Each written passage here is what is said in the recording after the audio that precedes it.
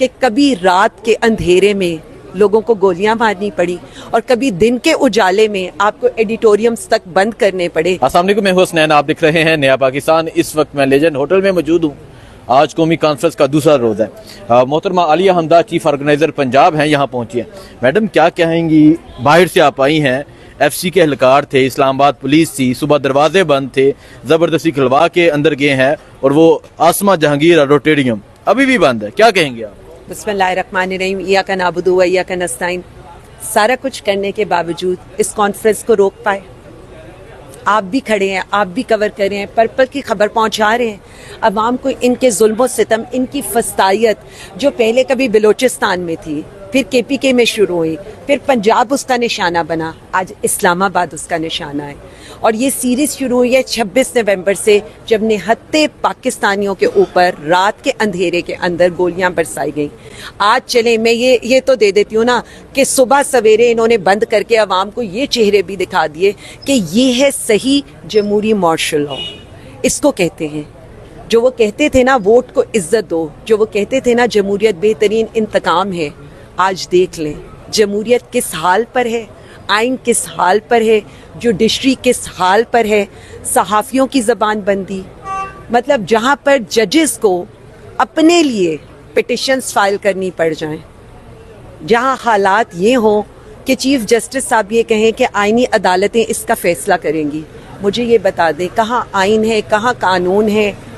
تو یہ تو صاف لگ رہا ہے نا کہ صرف ایک پارٹی، ایک لیڈر کو گرانے کے لیے.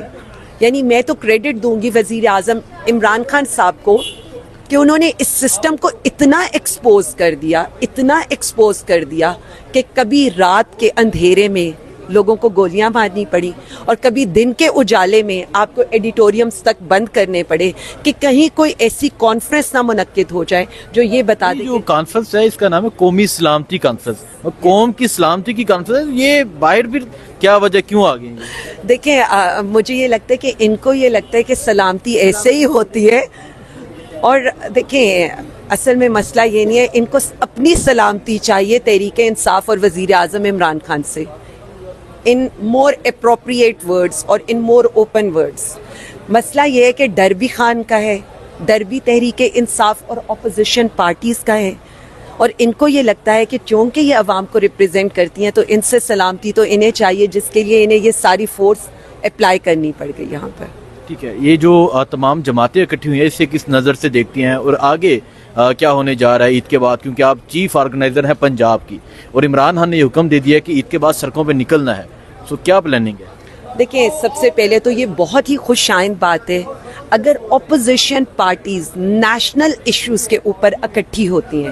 اگر اپوزیشن پارٹیوں کو یہ فکر ہے عوام کی، پاکستان کی، ایسا ہونا چاہیے اور یہی چیزیں آگے بڑھنی چاہیے. یہ بہت امپورٹنٹ ہے کیونکہ دیکھیں اس ساری چیز کے اندر تحریک انصاف کا یا وزیر اعظم عمران خان کا نہیں، پاکستان کا نقصان ہو رہا ہے. جب وہ بات کرتے ہیں نا، جب وہ خط لکھتے ہیں یا جب وہ کوئی بھی بات کرتے ہیں تو ان کا مطمع نظر صرف ایک ہے اور وہ پاکستان اور پاکستانی عوام ہے. ایشو صرف اس ملک میں اتنا ہے کہ یہ سمجھا نہیں جا رہا وہ ایک شخص ہے جو کھڑا ہوا ہے اس ملک و قوم کے لیے، پاکستانی عوام کے لیے، پاکستان کے لیے. اسے اپنی فکر نہیں ہے، اسے یہ بھی نہیں ہے کہ میں جیل میں ہوں، میری اہلیہ جیل میں ہے. اچھا میڈم یہ بتا دیں، آپ نے کل اخبار دیکھا 40 پیجز 60 پیجز دیکھے آپ نے جو پرفارمنس ہے 1 ایئر کی؟ میں نے اس پر میں ہائی کورٹ چلی گئی ہوں. میں نے کل مراسلے بھیج دیے تھے چیف سیکرٹری کو، جو سارے بیوروکریسی ہے اس کو، کہ مجھے یہ بتایا جائے کہ اس سارے کے اوپر کتنے عوام کے ٹیکس پیئرز کے، جو ہمارے ٹیکس پیئرز ہیں پاکستانی عوام، ان کے کتنے پیسے اخبار تو نہیں میں کہوں گی اشتہارات پر لگے ہیں، ٹی وی اشتہارات پر. یہ جو اخبار نما اشتہارات کے پھینکے گئے تھے لوگوں کے گھروں کے اوپر، اس کے اوپر. اور سیکنڈلی ہائی کورٹ میں آج رٹ ہونے لگی ہے 2 چیزوں کے اوپر. پہلی چیز یہ ہے کہ یہ سپریم کورٹ کے فیصلوں کے اگینسٹ ہے کہ کسی کی بھی ٹیکس پیئرز کے پیسے کے اوپر تصاویر کی یا کسی کی بھی تشہیر کی جائے. اور دوسرا ہم اس کو چیلنج کرنے لگے ہیں پیکا کے اوپر. میں اس حکومت پر پیکا ایکٹ کے تحت کارروائی کرنے لگی ہوں. ریزن یہ ہے کہ جتنی بھی یہ جو تشہیر کی گئی ہے یہ سارے projects P T I Punjab نے شروع کیے تھے اور کافی سکسیسفل تھے.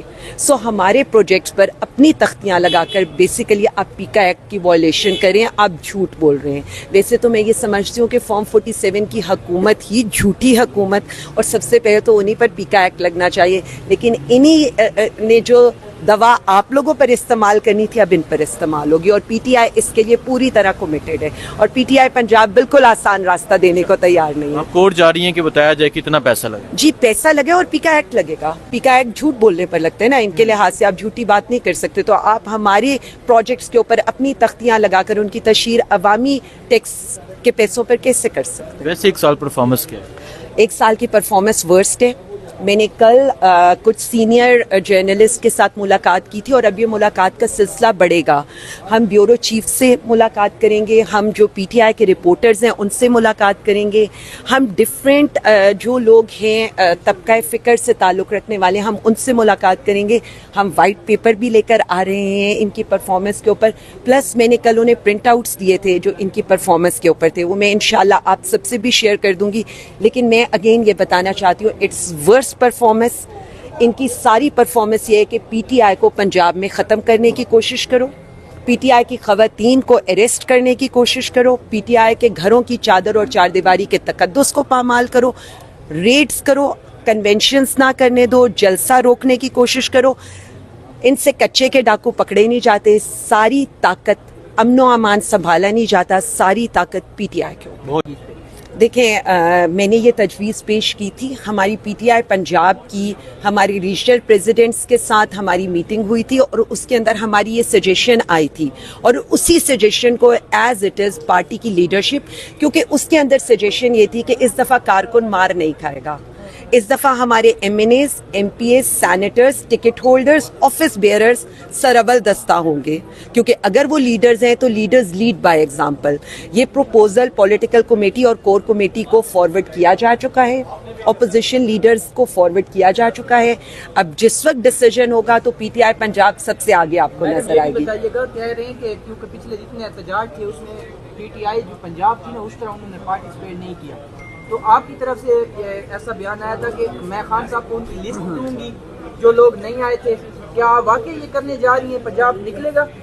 جی میں بالکل آپ کو یہ یقین دلاتی ہوں کہ بالکل بلیک اینڈ وائٹ لسٹ تیار ہو چکی ہے. 8 فیبرری کو جو ہمارے M N as, M P As, ticket holders یا اسٹیک ہولڈرز انہوں نے اپنے حلقوں میں جا کر اپنے عوام کے ساتھ کھڑے نہیں ہوئے تو ان کے نام خان صاحب تک پہنچیں گے, اور یہ بالکل بلیک اینڈ وائٹ میں ہوگا. اور میں بالکل اس چیز پر یقین رکھتی ہوں کہ جو پرفارم کرے گا اس کی رپورٹ بھی جانی چاہیے, اور جو پرفارم نہیں کرے گا as it is, as a chief organiser Punjab میرا یہ کام ہے کہ میں وزیر اعظم عمران خان کو اس پر اعتماد. اچھا میم, عماد اظہر صاحب کا تھوڑا اسٹیٹس بتائیے گا, کہاں ہے آج کل, نظر نہیں آ رہے, بالکل غائب ہیں.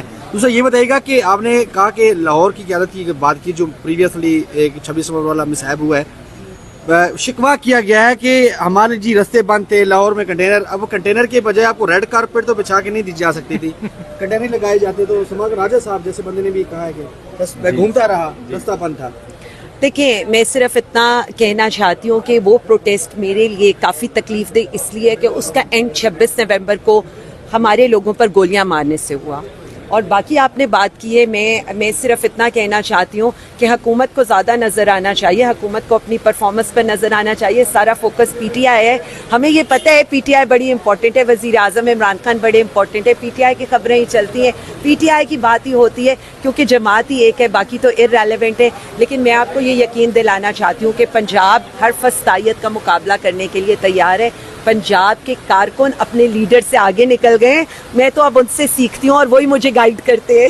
اچھا ایک لاسٹ کوشچن لے لیجیے گا, جب سے ہارسل کیٹ میم لاسٹ کوشچن لے لیجیے گا میڈم.